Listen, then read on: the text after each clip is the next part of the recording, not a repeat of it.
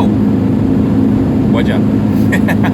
Howdy folks, how's it going? Yes, my first long distance drive with the roller, the Rocket Roller SE. Yeah, I've got waves going on in the background, so Miss Natalie is going to be joining us all the way from the UK on this epic drive up north. Yes, I'm heading up north. I'm sorry, I forgot to mention in the community section where I was going. I'm actually heading up to Toyota Gazoo Racing in Batu Kawan. So if you're in the area, do drop by, because I heard that Art of Speed is going to be there as well, which is kind of cool.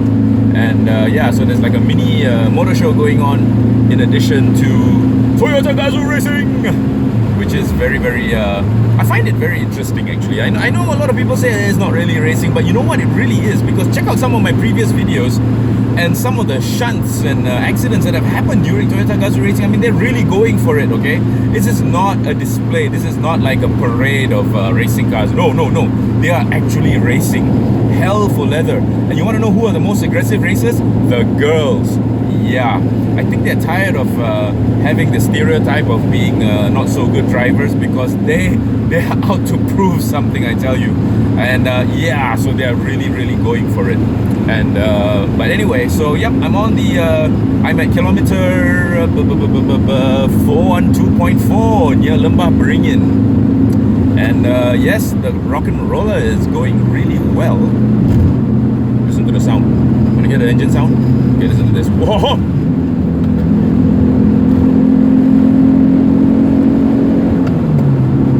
Did you hear the click? Did you hear the click? I love the way this car shifts gears. It's so smooth. I love playing with the gears on this car, I tell you. And I'm not going really, I'm really not going that fast, okay? Ready? Love it. So yes, the first long distance drive with my roller. I am so happy. She's running really well. Temperature is steady. I got a little problem with my fuel gauge.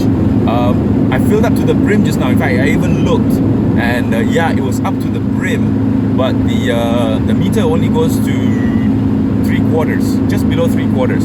So I think this is a float problem. Now, these old school fuel tanks had a float inside, which actually tells you the level of the fuel. So I think the float is maybe bocho already. There's a hole in it, so it's not floating really well, and it's not giving me a reading of a full tank.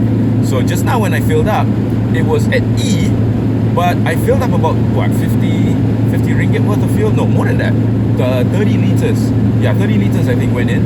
So this is a 50-liter tank, and it was almost E. So yeah, it's under reading by about 20 liters I think, if my math serves me right, which it normally does not. So anyway, very, very happy driving the Corolla. Now, I've always extolled the virtues and preached about giving old school cars a second chance, because there's a lot of life left in them. When I found this Corolla up in Sungai Petani Kedah, I told the seller that if he manages to get to my house with the car without any breakdowns, I'll buy the car if at his price. If not, I'll buy the car, but at my price. The car didn't break down. I think he stopped once at Tapa to refuel on the way down from Sungai Petani Kedah to PJ, and the car didn't break down. And this was before I did anything to it, yeah? Before I did anything to it, this car actually did a long distance drive before I did anything to it. So if anything happens now on this drive back up to Penang, it's my fault. So please, be a good car. Yeah, my horn works, and it's that old school beep beep kind of horn. Love it. Absolutely love it. Okay, so what was I going to say? Yes, I've been extolling and preaching the virtues of giving old school cars a second chance, and this is a prime example. Okay, I picked up this car for what? For no. Sorry, no, I picked up the Bluebird for 4. I picked up this car for 2.8, if I'm not mistaken. 2.8 or 2.5, something like that. I've spent about 2 grand. Plus another 2 for the paint, because remember I said I wanted the car to look as good as it drove, and so mechanically, electrically, it cost about 2 grand to do up again, to get optimum blood transfusion, everything. Changed bushers, I changed some rubber bits. I didn't have to change the engine mounts. I think I changed the timing belt, put in a new battery. So yeah, it came up to about that much.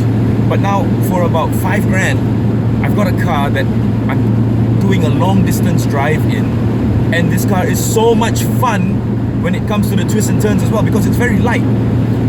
I realize now the difference, and somebody asked why did I buy a Bluebird when I already have a Corolla. The Bluebird is probably a better long distance cruiser because it's got some weight to it. Like, I'm going to pass this trailer now and I can actually feel the car move a little bit when I get past the turbulence. Now, trailers and lorries and buses with the big flat front, they always push a lot of air. They push a lot of air away from them, and that air actually catches your car, and that's why sometimes when you're overtaking a lorry or a trailer or a bus, you feel your car go just a little bit. Yeah, that's because of that. So yes, this car is very light. I think it's like 1060 kilos, and it actually does move. The Bluebird makes other buses move. Really, when I pass a bus, I see the bus going. No, I'm kidding. That's an exaggeration. That's a gross exaggeration. But it does feel a lot more planted. Yes, that one. Because as you know, I drove the Bluebird all the way to Koh Samui and back recently, and same route right now that I'm using to get to that I use to get to the border. But I'm not going to the border with this. I'm actually just going to Penang. But same route, same drive. I'm going to go over those horrible rumble strips later. I shall actually let you feel how bad it is when I go over those strips in a stock standard car. This car's suspension is stock standard. I've not put the spring buffers. I have not changed the shocks. They're all standard, so it's probably going to be quite bad. Please don't fall apart. But I'll try and go as slow as possible without being rear-ended by a bus or lorry, because those strips do nothing for them. Their tires are so big with such big rubber aspect ratios, they don't feel those rumble strips, so they just fly. And so yeah, that's another danger. If you slow down suddenly for those rumble strips in your car because you don't want to have the fillings shaken out of your teeth, you might get rear-ended by a bus that's just flying over those things, because it makes no difference to them whatsoever. They don't even feel it. For that matter, they could probably roll over your car and not even feel it. So yeah, it's pretty horrible. But anyway, the car is driving really well. I'm so happy. Yeah, the turn off to Lembah Beringin is coming now, but I'm heading further north. And yeah, so if you're in the Juru area, if you're in the Penang area, tomorrow I will be at Toyota Gazoo Racing. Come over and say hi. Oh, to that guy who bumped into me at the Proton event, I'm so sorry. I thought you were behind me, and I continued talking, and then suddenly you had disappeared. My apologies.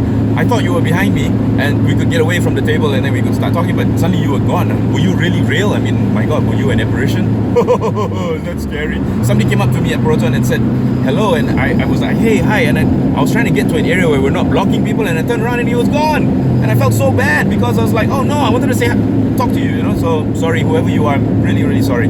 But anyway, tomorrow, if you happen to be, or anybody happens to be in the Juru area, Atutawan, come over to Toyota Gazoo Racing. I'll be walking around getting burnt, and come over and say hi and have a quick chat, okay?